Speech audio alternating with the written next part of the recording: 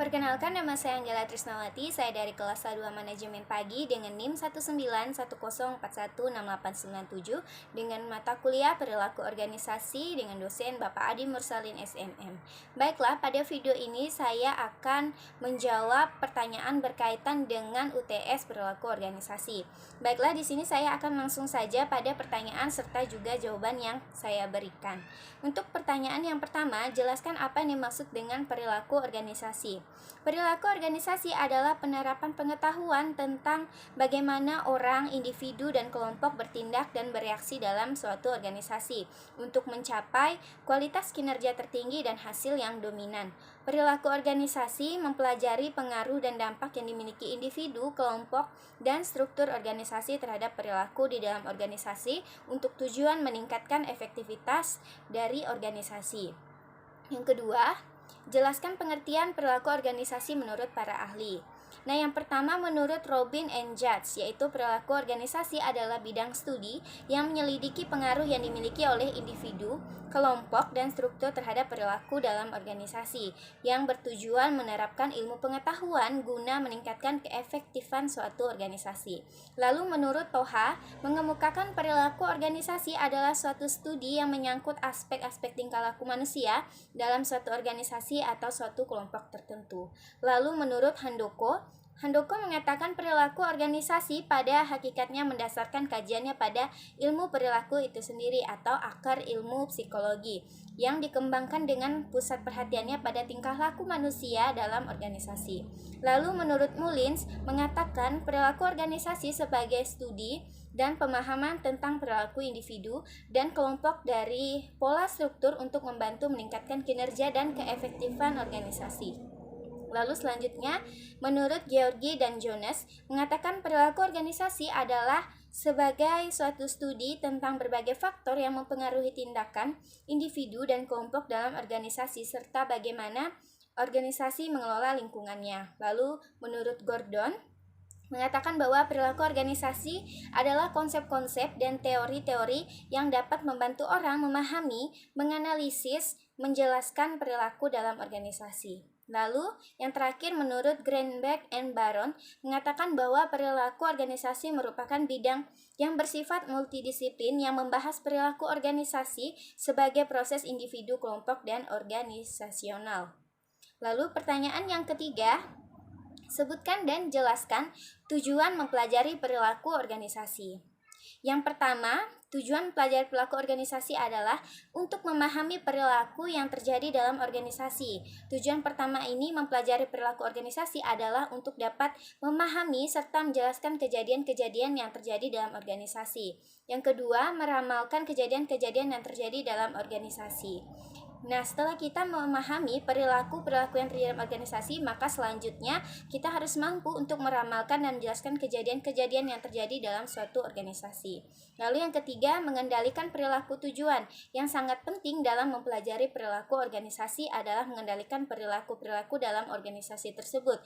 Jika pimpinan organisasi dapat memahami dan menjelaskan secara saksama perilaku-perilaku yang terjadi dalam organisasi, maka akan dapat menciptakan situasi yang menghasilkan perilaku-perilaku yang diinginkan dan mengurangi perilaku-perilaku yang tidak diinginkan.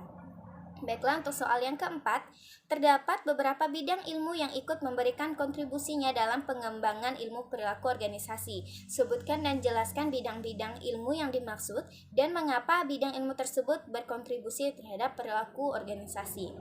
Yang pertama, bidang ilmu yaitu ada psikologi, yaitu ilmu psikologi yang memberikan sumbangan terhadap perilaku organisasi, terutama dalam hal pemahaman tentang perilaku individu dalam organisasi. Psikologi terutama pada organisasi mencoba untuk memahami, meramalkan, dan juga mengendalikan perilaku seseorang dalam organisasi.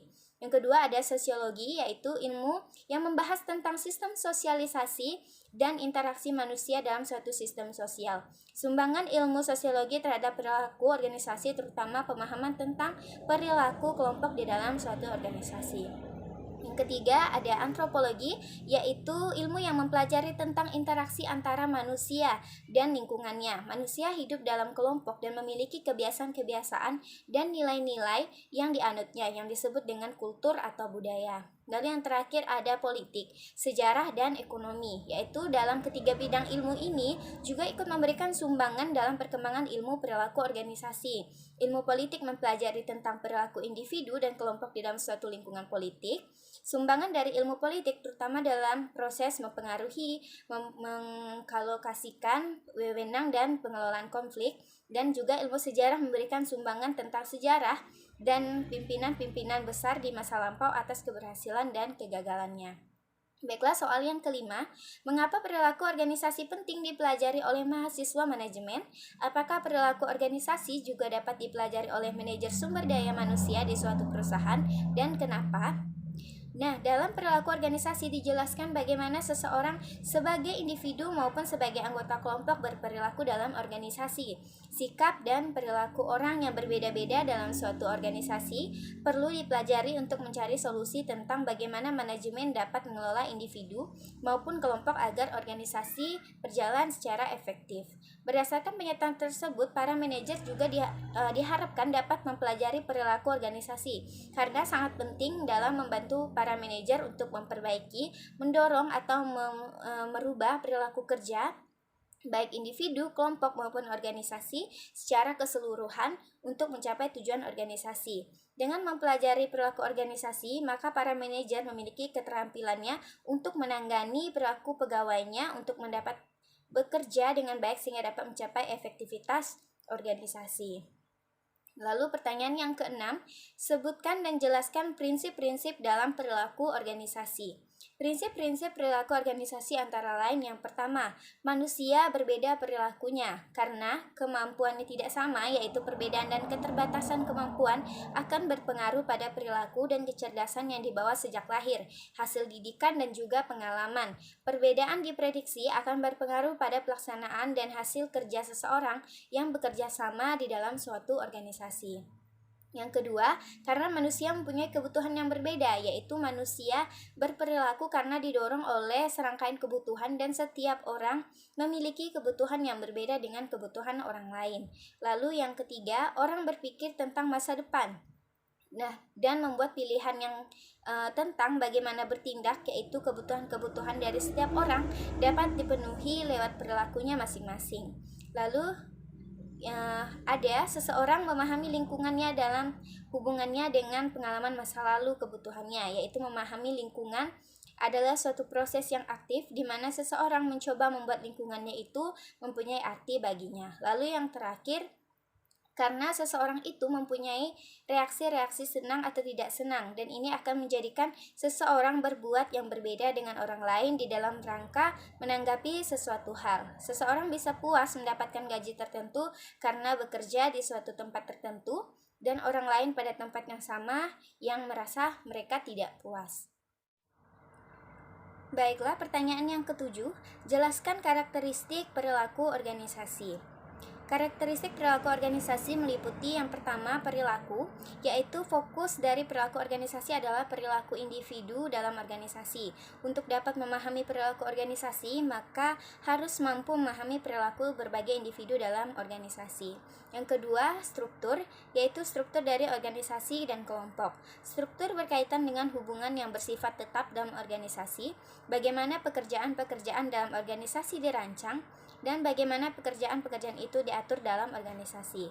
Struktur organisasi berpengaruh besar terhadap perilaku organisasi atau orang-orang dalam organisasi serta efektivitas dari organisasi tersebut. Lalu ada proses, yaitu proses organisasi berkaitan dengan interaksi yang terjadi antara anggota organisasi. Proses organisasi antara lain meliputi komunikasi, kepemimpinan, proses pengambilan keputusan, dan kekuasaan. Salah satu pertimbangan utama dalam merancang struktur organisasi yang efektif adalah agar berbagai proses tersebut dapat dilakukan dengan efektif dan efisien. Lalu pertanyaan yang ke-8, coba saudara jelaskan pendekatan-pendekatan yang digunakan dalam perilaku organisasi. Pendekatan-pendekatan yang digunakan dalam perilaku organisasi yaitu pertama, pendekatan sumber daya manusia atau suportif, yaitu untuk membantu pegawai agar berprestasi lebih baik, menjadi orang yang lebih bertanggung jawab, dan kemudian berusaha menciptakan suasana di mana mereka dapat menyumbang sampai pada batas kemampuan yang mereka miliki sehingga mengarah kepada peningkatan keefektifan pelaksanaan tugas. Lalu yang kedua, pendekatan kontingensi, yaitu pendekatan yang mengandung pengertian bahwa adanya lingkungan yang berbeda menghendaki praktek perilaku yang berbeda pula untuk mencapai keefektifan. Lalu yang keempat, pendekatan produktivitas, yaitu pendekatan produktivitas sebagai ukuran seberapa efisien suatu organisasi dapat menghasilkan keluaran yang diinginkan. Jadi produktivitas yang lebih baik. Lalu yang keempat, pendekatan sistem terutama diterapkan dalam sistem sosial, di mana di dalamnya terdapat seperangkat hubungan manusia yang rumit yang berinteraksi dalam berbagai banyak cara. Ini berarti dalam mengambil keputusan, para manajer harus mengkaji hal-hal di luar situasi langsung untuk menentukan dampaknya terhadap sistem yang lebih besar sehingga memerlukan analisis biaya dan juga manfaat. Lalu pertanyaan yang ke-9, apa yang Anda ketahui tentang perilaku individu dan nilai-nilai? Perilaku individu adalah sebagai suatu fungsi dari interaksi antara individu dengan individu lainnya atau individu dengan lingkungannya. Dan perilaku setiap individu itu sangat berbeda antara satu dengan yang lainnya. Dilihat dari sifatnya, perbedaan perilaku manusia itu disebabkan karena kemampuan, kebutuhan, dan cara berpikir untuk menentukan pilihan perilaku berbeda satu sama lain. Nah, nilai-nilai dalam perilaku individu yaitu yang pertama ada nilai terminal yang merupakan bentuk akhir keberadaan yang sasarannya sangat diinginkan oleh seseorang untuk dicapai dalam hidupnya. Lalu ada nilai instrumental, yaitu bentuk perilaku atau upaya-upaya pencapaian nilai-nilai terminal yang lebih disukai oleh orang tertentu. Baiklah, pertanyaan yang ke-10, ada dua faktor yang membentuk perilaku individu, sebutkan dan jelaskan. Yang pertama ada faktor internal, yaitu semua faktor yang berasal dari dalam diri individu seperti motivasi, persepsi, minat, kebiasaan, dan sebagainya yang mendorong individu berperilaku. Lalu yang kedua ada faktor eksternal, yaitu faktor yang berasal dari luar diri individu seperti sosial, budaya, politik, dan lingkungan lainnya yang membentuk perilaku individu. Lalu pertanyaan yang ke-11, jelaskan hubungan antara nilai-nilai dan perilaku individu. Beri contoh dalam penjelasan Anda. Nah, nilai-nilai adalah sekumpulan dari sebuah nilai. Nilai adalah segala sesuatu yang dianggap baik dan berharga bagi kehidupan manusia. Setiap konsep dianggap bernilai adalah jika memiliki arti kebaikan dan berguna bagi suatu individu. Sebaliknya, jika suatu konsep tidak berguna bagi manusia dan tidak memiliki arti bagi kehidupan manusia, maka dianggap konsep tersebut tidak bernilai. Nilai dapat membentuk perilaku individu dalam organisasi. Nah, contoh hubungan nilai-nilai dan perilaku individu antara lain sopan santun terhadap orang yang lebih tua, lalu menghargai pendapat orang lain, yang ketiga bersikap toleransi terhadap perbedaan, keempat menolak unsur radikal dan provokasi, yang kelima tidak hidup secara berlebihan dan juga pamer, dan yang terakhir sikap rendah hati dan tidak mundur. Baiklah, untuk soal yang ke-12, apa yang dimaksud dengan keberagaman dalam organisasi? Jelaskan jawaban Anda. Keragaman dalam organisasi, arti dalam sebuah organisasi mencakup pemahaman dan penerimaan fakta bahwa orang memiliki karakteristik individu yang membuat mereka unik satu sama lain, terutama ketika membandingkan individu dalam suatu kelompok. Ciri-ciri tersebut dapat mencakup ras, etnis, jenis kelamin, agama, ideologi politik, orientasi seksual, usia, kemampuan, fisik, atau status sosial ekonomi. Karakteristik ini juga dapat mencakup pengalaman hidup dan juga pendekatan kognitif terhadap pemecahan masalah. Lalu pertanyaan yang ke-13, sebutkan dan jelaskan jenis-jenis keberagaman dalam organisasi. Yang pertama ada cacat kognitif, yaitu fungsi yang berbeda dapat mempengaruhi ingatan individu, kemampuan memecahkan masalah, perhatian, komunikasi, linguistik, serta pemahaman verbal, membaca, matematika, dan visual. Namun memiliki disabilitas intelektual bukan berarti orang tersebut tidak mampu mencapai kesuksesan besar sebagai seorang karyawan. Yang kedua, kemampuan fisik dan cacat tubuh, mempekerjakan individu dengan berbagai disabilitas dan pengalaman tidak hanya akan membantu tim Anda membantu lingkungan yang lebih beragam dan inklusif, tapi juga membawa perspektif dan ide unik untuk membantu perusahaan mencapai pasar pelanggan dan klien yang lebih luas. Lalu yang ketiga, kesehatan mental. Kesehatan karyawan menjadi tren utama dalam ruang sumber daya manusia, tetapi terlalu sering kesehatan mental diabaikan. Tanpa dukungan dan sumber daya untuk mencari dan menerima bantuan yang dibutuhkan karyawan, perusahaan mungkin melihat peningkatan ketidakhadiran, konflik pekerjaan, keluarga, peningkatan masalah kesehatan mental dan perilaku, dan bahkan tingkat pergantian karyawan yang lebih tinggi. Lalu yang keempat, keanekaragaman syaraf. Keanekaragaman saraf seperti yang didefinisikan oleh Simposium Nasional tentang Keanekaragaman Saraf adalah konsep di mana perbedaan neurologis harus diakui dan dihormati sebagai variasi manusia lainnya. Yang kelima, perilaku dan keanekaragaman. Setiap orang memiliki tingkah laku dan pola perilaku unik yang mereka kembangkan sepanjang hidup mereka. Perilaku seperti itu adalah hasil dari asuhan individu, keluarga, teman, budaya, dan lain-lain. Ini adalah elemen keberagaman yang penting untuk dikenali. Lalu yang keenam, kepribadian dan gaya berpikir. Berbagai kepribadian dan gaya berpikir yang berbeda di tempat kerja dapat membawa situasi stres dan kreativitas yang unggul. Yang ketujuh, latar belakang budaya. Ada sejumlah faktor yang membentuk budaya yang berbeda, termasuk makanan tradisional, bahasa dan agama, dan juga adat istiadat. Lalu yang kedelapan, letak geografis. Letak geografis memainkan peran utama dalam budaya, bahasa, pendidikan, peran sosial, status sosial ekonomi, kepercayaan, dan ideologi yang dianut dan dipahami seseorang. Yang kesembilan, bahasa linguistik dan aksen. Bahasa linguistik dan aksen dapat memainkan peran penting dalam kemampuan seseorang untuk mendapatkan dan mempertahankan pekerjaan. Yang ke-10 ada etnis. Nah, pada faktor biologis, etnisitas dan didasarkan pada perilaku yang dikaitkan dengan budaya, sejarah, kebangsaan, warisan, pakaian, adat istiadat, bahasa, leluhur, dan latar belakang geografis. Yang ke-11 ada ras. Ras ditentukan secara biologis, contoh ras meliputi kulit putih, hitam, atau Afrika Amerika, Indian, atau Alaska natif, Asia, natif Hawaii, atau penduduk kepulauan Pasifik lainnya. Yang ke-12, status kewarganegaraan. Larangan mendiskriminasi calon dan karyawan saat merekrut, menunjuk, mempekerjakan, atau memecat individu berdasarkan kewarganegaraan atau status imigrasi mereka. Lalu yang ke-13, pada setiap waktu ada beberapa generasi yang bekerja di angkatan kerja. Setiap generasi memiliki perbedaan tersendiri yang ditentukan oleh periode pada waktu orang dilahirkan dan perubahan sosial, politik, dan ekonomi yang unik yang terjadi selama masa kecil mereka. Lalu yang ke-14, keluarga dan asuhan keluarga. Memiliki pengaruh yang signifikan terhadap kehidupan setiap individu. Hal tersebut itu memainkan peran dalam pengasuhan seseorang dan memberikan dukungan sepanjang hidup seseorang. Yang ke-15, ideologi. Ideologi berperan untuk kenyamanan karyawan dalam berbagai pendapat dengan rekan kerja. Yang ke-16 ada moral. Moral mencerminkan keyakinan individu untuk pikiran dan perilaku yang dapat diterima. Yang ke-17 peran sosial.